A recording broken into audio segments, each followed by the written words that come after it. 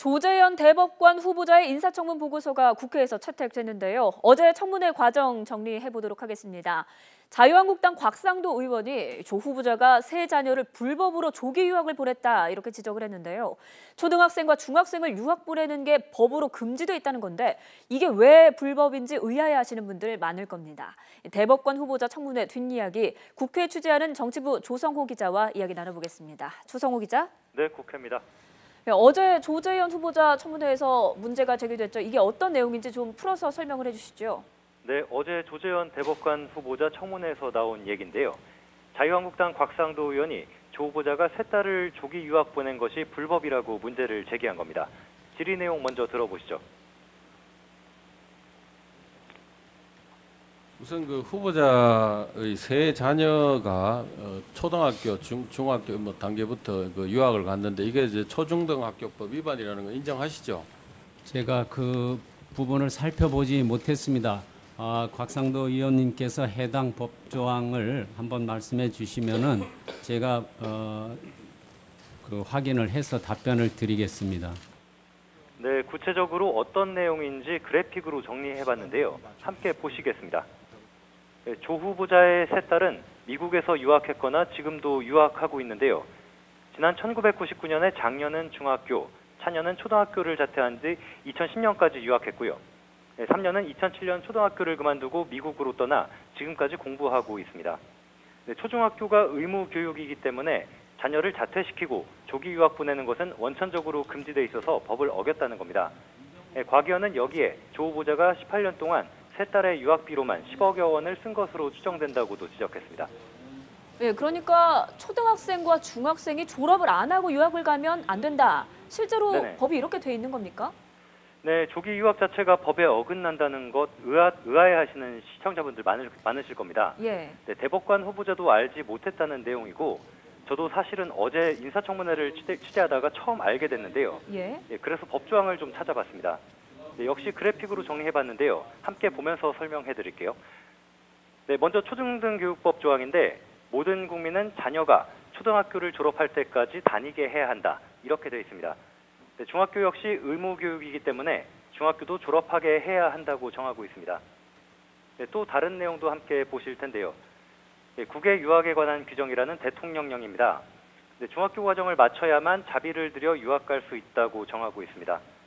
네, 이 기준으로 볼 때는 조 후보자 자녀의 유학은 법에 어긋나는 것은 맞는 걸로 보입니다. 다만 불법이라고 해도 처벌하는 벌칙 규정은 없는 데다 조기 유학이 적지 않은 현실과도 거리가 있어서 사실상 사문화됐다는 것이 교육계와 법조계의 지적입니다. 네, 그러니까 현실과도 안 맞고 처벌도 안 하는 불법 행위다. 네, 그런데도 굳이 이 문제를 집어서 야당에서 대법관 후보자의 자질과 관련해서 문제를 제기한 이유는 어디에 있을까요? 네, 뭐가 이유다라고 단정적으로 말씀드릴 수 있는 내용은 아닌 걸로 보이는데요. 예. 네, 우선 곽상도 의원의 질의 내용을 보면 우리나라 법체계에 대해 가장 잘 알고 있어야 할 대법관 후보자가 이런 내용을 알고 있었느냐를 문제 삼은 것으로 보입니다. 알고 있었다면 도덕적 책임이 있는 것이고 몰랐다면 무지한 부분이 있다는 점을 지적하려는 것으로도 볼 수 있을 걸로 보이는데요. 예. 네, 또 한 가지 이유를 더 들어보자면 이전 인사청문회에서도 제기됐던 문제를 다시 꺼내든 것이란 겁니다. 네, 문학의 블랙리스트 사건으로 구속 상태인 조윤선 전 문화체육관광부 장관의 지난해 청문회에서 같은 내용이 문제된 적이 있습니다. 네, 지금 문체부 장관인 도종환 당시 민주당 의원이 조윤선 당시 후보자가 지난 2000년 미국 로스쿨에 다닐 때 초등학생이던 큰딸을 조기 유학시킨 것이 불법이라고 지적한 겁니다. 네, 따라서 여당인 민주당이 야당 시절에 공직 후보자에게 들이댄 잣대를 당시 여당이던 한국당 의원이 그대로 가져다 문제를 제기한 셈이죠. 네, 그렇군요. 이 밖에 또 어떤 쟁점이 있었나요? 네, 자유한국당 소속 인사청문위원들의 검증 공세가 이어졌습니다. 조 후보자의 아내가 대법관 임명제청 뒤에 26개월치 국민연금 미납금을 뒤늦게 냈고 각종 세금과 과태료를 체납해서 여러 차례 차량이 압류되기도 했다는 내용인데요. 네, 조 후보자는 이런 사실을 전부 인정하고 옳지 못한 일이었다며 청문회장에서 사과했습니다. 직접 들어보겠습니다.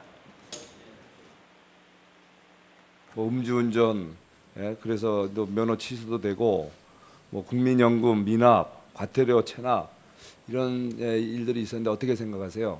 고위공직자가 우선 자기 가정부터 제대로 챙기지 못했다는 점을 굉장히 뼈아프게 반성하고 있습니다.